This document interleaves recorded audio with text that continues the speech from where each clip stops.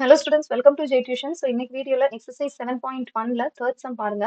Determine if the points 1, 5, 2, 3 and -2, -11 are collinear. So, இந்த collinear அப்படின்னா என்னன்னா உங்களுக்கு எவ்வளோ பாயிண்ட்ஸ் இருக்குதோ அவ்வளோ பாயிண்ட்ஸும் சேம் லைன்ல ப்ரெசென்ட் ஆயிருந்துச்சுன்னா அந்த பாயிண்ட்ஸ் எல்லாத்துக்கும் கொலீனியர் அப்படின்னு பேரு.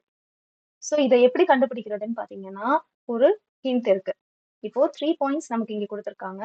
ஸோ 3 பாயிண்ட்ஸை ஏபிசி அப்படின்னு எடுத்துக்கலாம். ஸோ இதுல நமக்கு ஏபியோட டிஸ்டன்ஸ் கண்டுபிடிக்க முடியும், பிசியோட டிஸ்டன்ஸ் கண்டுபிடிக்க முடியும், ஏசியோட டிஸ்டன்ஸ் கண்டுபிடிக்க முடியும்.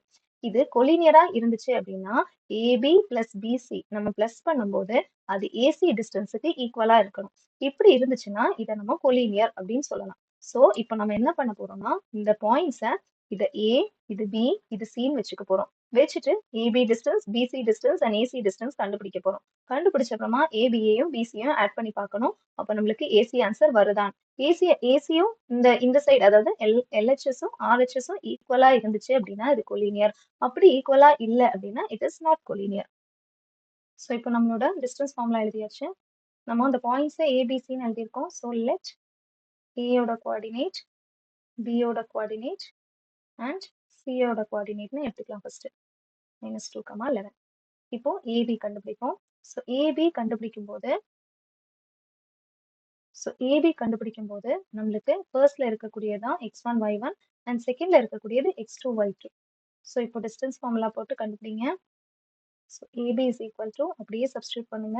So y2 minus y1. So 2 minus 1 the whole square plus y2 minus y1. அப்போ 3 minus 5 the whole square is equal to root of 2 minus 1, 1 the whole square plus 3 minus 5 minus 2 the whole square is equal to root of 1 plus minus 2 the whole square 4 is equal to root 5. Okay. So இப்போ பிசியோட distance கண்டுபிடிக்கலாம். பியில் x1, y1 and சியை வந்து x2, y2ன்னு வச்சுக்கலாம். இனி distance ஃபார்முலால substitute பண்ணுங்க. Root of x2 minus x1. So minus 2 the whole square plus y2 minus y1. So -11 minus 3 the whole square is equal to root of -4 the whole square plus -14 the whole square is equal to 4 square 16 plus 14 square 196 is equal to 16 plus 196 212. So root of 212. So next AC. So AC distance கண்டுபிடிக்க போறோம். அதே தான் ஃபார்முலால substitute பண்ணுங்க. AC.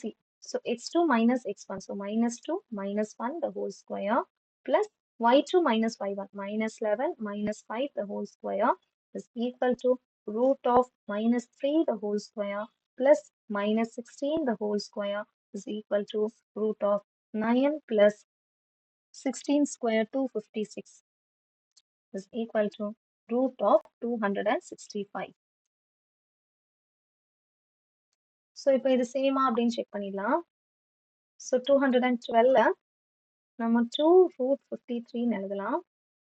And 256 265 5 root 53ன்னு எழுதலாம்.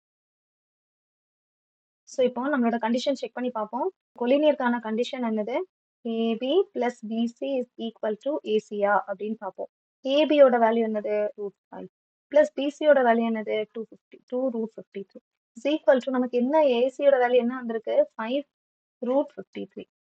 So இங்க பாருங்க √5ஐயும் √53 ரெண்டுமே வேற வேற டேர்ம்ஸ். ஸோ நம்மளால ஆட் பண்ண முடியாது. அப்போ இந்த வேல்யூவும் இங்க இருக்கிற வேல்யூவும் ஈக்குவலா ஆக முடியாது.